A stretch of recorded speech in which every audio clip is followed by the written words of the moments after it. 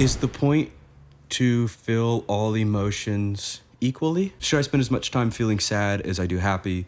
Should I grieve as much as I rejoice?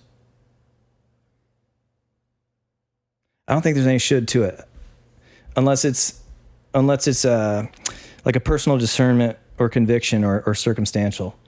I don't think there's any necessity to have to like make it equitable. Like I'm going to feel 30 seconds of anger and 30 seconds of sadness and then 30 seconds of peace and like something like that.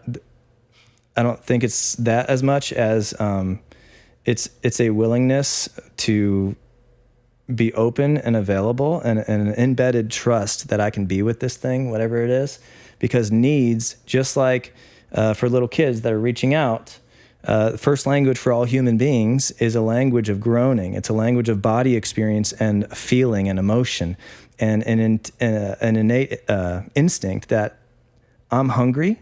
Now, babies don't know what hunger is. Like, they don't know the word. They don't know the meaning, but they know it, don't they? They know when they're hungry and they cry out. And so that emotion is tied to a need. And emotions are tied to needs. And so if there is an emotion that's coming to me, it has a need attached to it. And so if I'm sad, there's a reason I'm sad. And actually there's a celebration. There's a growth point, and potentially even an ego death of some kind or an encouragement if I follow it all the way through. I've heard it said, feelings have a beginning, a middle, and an end, and they can be uncomfortable. It's like riding a bucking bronco sometimes. You only get to the need and the decision point if you get all the way through that ride without getting kicked off. Most people feel the emotion and get clammed up and have judgments around it and don't go any further, or they cope it. They figure out a way to feel better. And again, circumstantially, depending on the circumstance, there's nothing inherently wrong with coping or feeling better. However, it can often become a pattern embedded in a distrust that I can't get through this. There's no way I'm going to get bucked off again, and that was hell earlier. And I don't have, see the story imprinting? I actually can't get through this. I don't trust that I'm going to be okay. And so I'm going to learn to cultivate a relationship with something that can get me through that. So if I'm feeling a feeling, the onus is on me to be able to cultivate the skill and the understanding and the mindset and the ability, not on my own, because this is a spiritual thing, man. So we're not alone in it. In that place where we're never alone, this is where the work is done. And so with that willingness and with that comfort and strengthening by what I consider to be God, the Spirit of God within me, that is available to me and anyone else that's alive, if we dare believe it, that it's there, then I can actually learn that I can go through almost any type of suffering. Now, I don't do this perfectly. I get juked out all the time. But it's possible to get through whatever the feeling is and get to the need being met because I'm not alone in it. And once the need is met, that's usually a decision point of some kind or an agreement or an opportunity to name something or change something or honor something, or ask for something, and then a need gets met. And then the emotion actually goes away because it served its purpose. And so, yeah, if you dismiss your feelings, you're going to dismiss your needs. And if you dismiss your needs, you're going to lose the opportunity to grow. And if you lose the opportunity to grow, you're going to end up hunkering down somewhere, hedging your bets and rationalizing it some way, but really living a life, as Thoreau would call it, of quiet desperation, and figuring out a way to kind of make sense of that.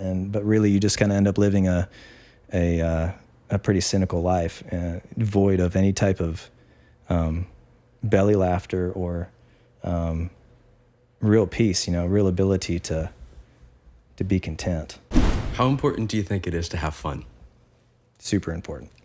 Curious why it's important and where we should be looking for it. Yeah. Dude, that's so good, man.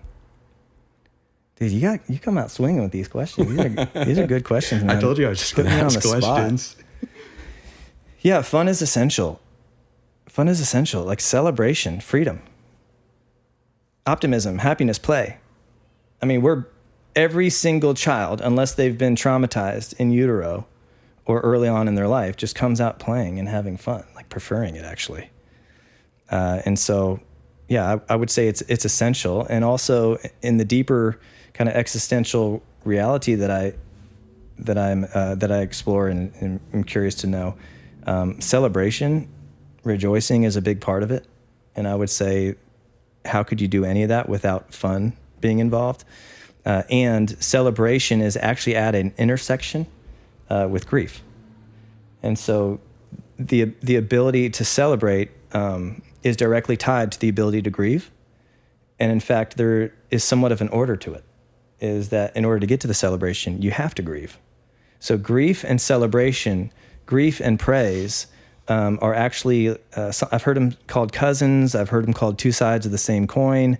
But for me, it's an intersection of opposites that are really important. And that's a theme that often comes up in exploring reality, is this paradoxical, like these two things shouldn't belong together, but there's like a deeper understanding or perspective where they do.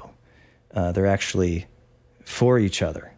And so, yeah, I would say fun's really important. It's super important. And to lose fun is to lose a whole bunch of vitality, I would say. And why? Like you lose a lot of the why when you lose the fun. And there's a whole bunch of reasons that fun could get inhibited, and those are important to explore. And on the other side of it, fun can be incredibly dangerous and intoxicating. And depending on the type of fun or thrill or excitement, it can, and this is personal experience for me, it can be incredibly intoxicating and confusing and treacherous and never enough too. And so like someone who's trying to be happy all the time, that is an unhappy person. Someone who's trying to be happy all the time, because they have no room for grief. So they'll never celebrate. I think I know the answer to this, but I want to ask it anyways. Is joy something we work towards or walk into? That's a good question. I think it's both, because I do experience joy in my life subconsciously without knowing, because of that God is with me. You know, he's my friend, he's my savior. So I just have a level of joy anyway. But then if I go headlong in to the wrong stuff, if I do a Jonah, let's say, you know, I've decided I'm not going to go to Nineveh. You know, I'm going to get on a boat and go somewhere else. If I choose to do those things, then I don't think that is going to add to the joy thing. I think it's going to take it away. So I think like with a lot of things, it's a mixture, isn't it, of the supernatural thing with God, where you don't have to work for it. It's just there. He provides that by the grace of God. And then there's the bit of, actually, I need to get my life in order to sustain this. If I want to be a joyful person, I probably shouldn't work 16 hours a day. Right. You know, it's that stuff, isn't it? I probably shouldn't eat McDonald's 3 times a day. Right. You know, maybe I should go running or swimming or hook up with a friend, go to church. You know, there's all these things that sustain joy. I think that's good, isn't it? How do you balance this conflict as well as being present at home and living life? Yeah. Well, it helps that I want to come home. And I think that's quite a powerful thing. And I don't think that's the same for everybody. I think there are tensions in marriage, tensions in life, you know, people get in unhappy relationships, but literally by the grace of God, God put me with someone. I really want to come home, you know. I love what I do, but I want to get home. So I think that's important. Never lose the desire to be present in your home life. Look, I realise everyone's got different demands. I I've only really ever done sort of 10 days away from home over the years. I know you've done 9 weeks straight, you know, and that's a whole different thing. And I think I would struggle with that. And who knows, maybe we're not meant to do that. Right. You know? Totally. You know, maybe that's just madness. I don't know. So but I get the tension, you know, it's how we earn money and stuff like that. So you've got to be super wise. You've got to seek ye first the kingdom of God always. Be part of a local church. Try and serve that the best you can in the context. But this is going to sound a really unusual thing to say, but I do think sometimes the creativity, the playing, it's almost like a mistress. Sure. And sort of, if you imagine, you know, an unfaithful husband in a marriage, you know, sort of secretly going off to be with his mistress. But the wife knows all along there's something going on, you know. And then I think there is something about, you know, whether it's the guy or the girl in the marriage, in a relationship, the part where they're constantly going off to be with the creative, this exciting world of touring and being adored by people, and we know how that feels, right? We feel fantastic there.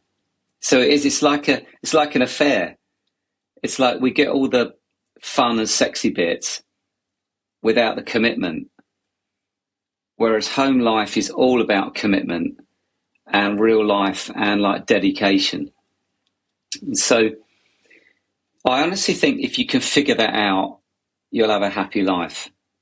And I'm still trying to figure it out, but there are principles you can put in place which help sustain that life, you know? I heard you say this earlier. If one person changes, the system changes? Yes. Can you expound on that a little bit? Oh, I'd love to. With marriage and family therapy, often someone will come in and they'll say, with knowing that I'm a family therapist, they'll say, I want to change, but no one else wants to change. Or I want to change, but I can't get my husband to change. Or I want to change, but I don't know how this will affect anything in my life.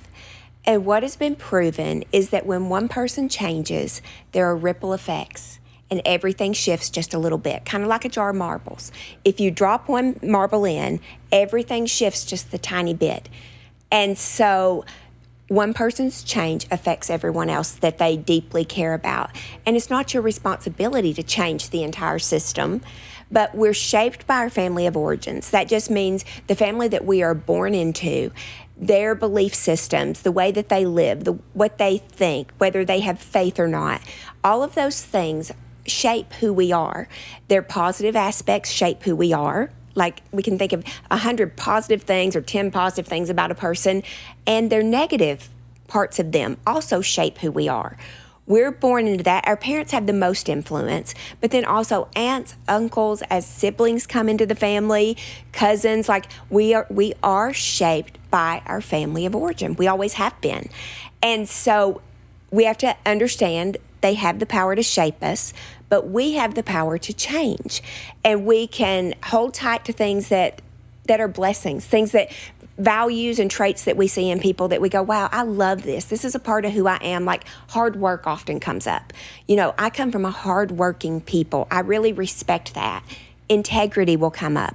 And then they'll also see, oh, but there were some really negative things. Or they'll see on a genogram that shows 3 to 4 generations up, you know, people in their family and just basic descriptive words of them. And they'll say, oh, I don't really like that this was in our family. There was a lot of envy, or people really talk negatively about each other. Or there may even be more serious things like alcoholism often runs in families. And that's partially just genetic, but then also, I love the Hank Williams song, Hank Williams Jr., where he says, why do we drink and why do we roll smokes? And I'm not going to go through my knowing most of the words to the song, but basically he says, you know, it's the way it was done in our family. And people will say, this runs in my family or that runs in my family. Well, yes, until it doesn't. And so with generational blessings and with the way that I do therapy, you'll see different behaviors, and you can go, and you may even pinpoint them and go, oh, that's sin. Which if it doesn't align with God, it is sin. And you go, oh, I don't want to be like that. That's not beneficial. I can still love this person and I can appreciate all the good qualities in them, but I don't have to continue with the negative qualities or behaviors. I can change, turn, repent, not be like that, and still have them in my life. And when that happens, when one person sees something that doesn't work and turns from it, we go pastoral, sin, turns from the sin, repents. We go regular therapy, changes, just sees that it's not working, so says, I'm going to change this. Then that person changes, and then as that person comes in changed, it affects everyone else because that person just doesn't do it that way anymore. And it definitely affects future generations. Okay. Because that's no longer how we do it. Grandma, mom, all the way, they may have done things this way, and that was fine there, but I see it doesn't work and it doesn't align with how God's calling me to live, so that behavior changes. Guess what? It doesn't happen down here. Wow, okay. It's not the known, it's not the way we do it anymore. Things do not have to be the way they've always been, and you don't have to trash your entire family. You can appreciate the good qualities, yet you are empowered to say, but this is not how I want to be in this area, and you don't have to be. Okay. And you can do that respectfully and with love and in a way that's honoring, but it affects everything else. With boundaries, you also mentioned that. It's just teaching other people how to treat you. It's you having guardrails. I love the book Boundaries. You may have seen me look over. It's on my shelf. I buy them at Hobby Lobby because they go on sale a lot. Okay. Yeah. And Amazing. because I pass it, I'm like, you need a Bible, and they just did the best job years ago in writing it in a way that was very clear and understandable. And for people of faith, even showing where Jesus had boundaries. Not everyone was as close to Jesus as, say, the three. Right. There were three that were closer. Wow.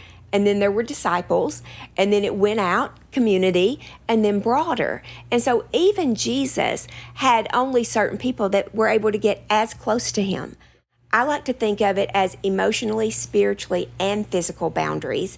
And I use the example from the book Boundaries, Cloud and Townsend, that talks about it as being like a fence around your home, but the latch is on the inside, and it says, what's inside this fence is mine.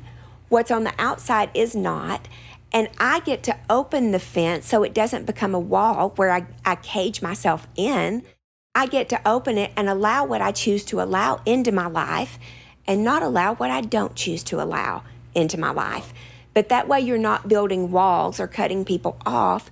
You're instead going, this is how, and really the boundaries for you. I love when, well, I don't love it. It kind of drives me crazy. When people come, and I have set boundaries. I have let them know my boundaries. Well, the boundaries for you, not them. You don't have to go tell them. They don't need to know. They don't need to know the boundary you've set. You know what you will allow. And let's say it's a phone call and you've said, I'm not going to let someone talk to me that way. Yeah. Well, when they start talking to you in whatever that way is, you say, I'm going to need to go. It was so good to talk to you. Right. But I'm going to need to go, and I will talk to you again here in a couple of weeks, or I'll see you as soon as we can get together. And that just ended. You didn't allow what it was that you said you weren't going to allow into your life in boundary.